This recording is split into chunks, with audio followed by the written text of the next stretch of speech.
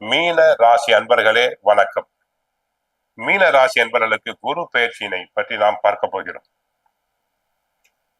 இதுவரை 4ஆம் இடத்தில் சுகஸ்தானத்தில் இருந்து கஷ்டத்தை கொடுத்த குரு பகவான் 5ஆம் இடத்தில் சென்று உச்சமடைகிறார். கடகராசியில் 5லே குரு பஞ்சத்தை போக்குவான். பண வரவுகள் அதிகரிக்கும்.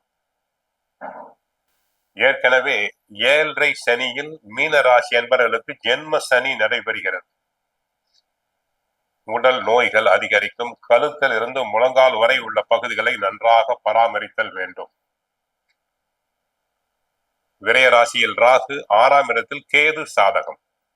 ஆக தங்களுக்கு தற்போது கேது சாதகம், குரு சாதகம். குடும்பத்தை பொறுத்தவரை கவனம் தேவை. கணவன் மனைவி இடையே ஒற்றுமை குறையலாம். ஒன்றுமில்லாத பிரச்சனைகளுக்கு கூட சிறு சச்சரவுகள் வரலாம். ஒருவரை ஒருவர் புரிந்து கொள்ளுதல் வேண்டும். ஒருவேளை மீனராசி பெண்கள் கணவன் சிம்மராசியாக இருந்தால் அங்கு அஷ்டமத்து சனி, இங்கு 7.5 சனியில் ஜென்ம சனி. இருவருக்கும் உடல் நலம் பாதிப்படையும். 3வது சுற்றாக இருந்தால் மிகவும் கவனம் தேவை. பொருளாதாரத்தில் எதையும் தாங்கள் திட்டமிட்டு செலவு செய்தல் முடியாது. ஏதாவது செலவுகள் வந்து கொண்டே இருக்கும். குடும்பத்தில் சுப நிகழ்ச்சிகள் நடைபெறலாம். அதனால் செலவுகள் வரும். உத்தியோகத்தை பொறுத்தவரை உழைப்பு அதிகம். பிறர் வேலைகளையும் தாங்கள் சேர்த்து செய்ய வேண்டி இருக்கும். அதனால் உடலில் அசதி, சோர்வு வந்து விலகும்.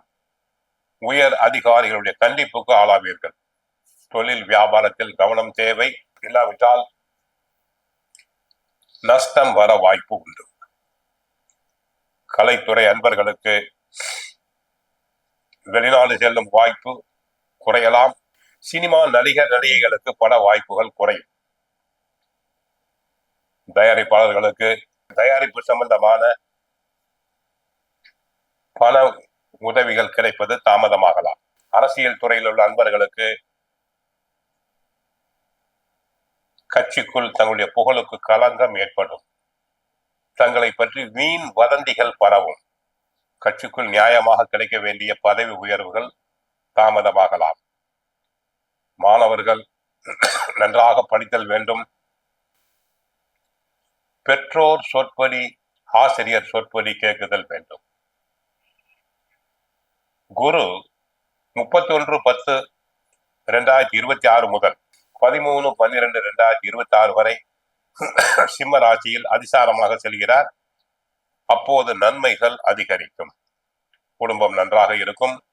கணவன் மனைவி ஒற்றுமை ஓங்கும். குரு 13/12/2026 முதல் 13/4/2027 வரை வக்கரம் அடைகிறார். அப்போது ஆரோக்கியத்தில் கவனம் தேவை. குடும்பத்தில் சலசலப்புகள் உண்டாகும். ஆக மொத்தம் மீனராசி என்பர்களுக்கு 7.5 சனியில் ஜென்ம சனி. கவனம் தேவை. உடல் ஆரோக்கியத்தில் கவனம் தேவை. கணவன் மனைவி இடையே ஒற்றுமை தேவை. பணம் செலவுகளை பணத்தினை எண்ணி எண்ணி செலவு செய்தல் வேண்டும். மீனராசி பெண்கள் மௌன விரதம் இருத்தல் வேண்டும். அதிகமாக பேசுதல் கூடாது. தாங்கள் நல்லதாக சொல்ல போய் பொல்லாப்பு வரும்.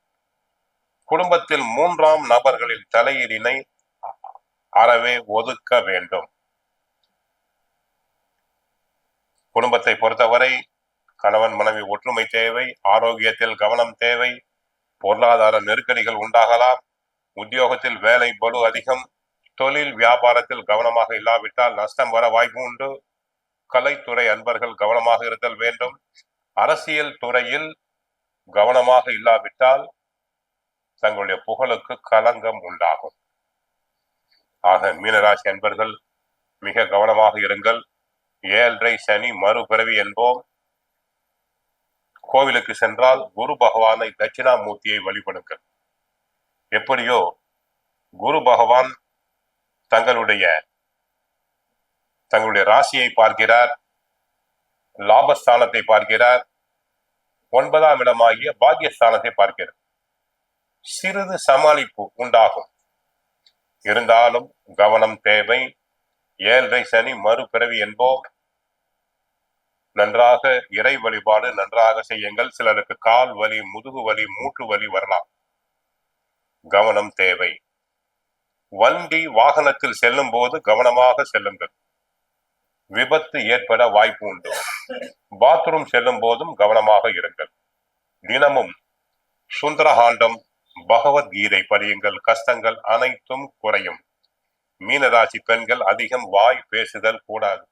மௌன விரதத்தினை கடைபிடியுங்கள். வாழ்க வளமுடன். மங்களம் உண்டாகட்டும். ஹரே கிருஷ்ணா, ஹரே கிருஷ்ணா.